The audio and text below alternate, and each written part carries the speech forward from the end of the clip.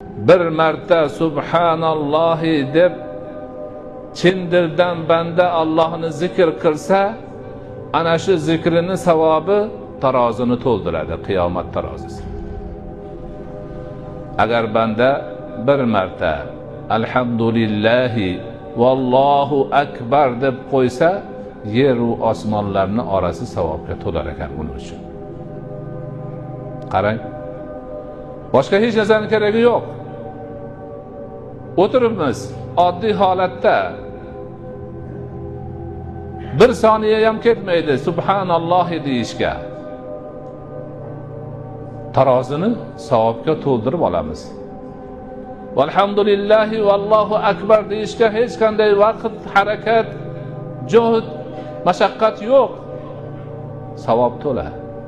To'lganda ham osmonlar va yerni orasi to'la. Mana shunday buyuk baxt bor, ulkan saodat bor. Cheki yo'q savob bor. Lekin biz vaqtimizni g'iybat bilan o'tkazamiz. Bo'xton bilan o'tkazamiz. Behuda so'zlar bilan o'tkazamiz. Har xil bo'lmag'ir gaplar bilan o'tkazamiz.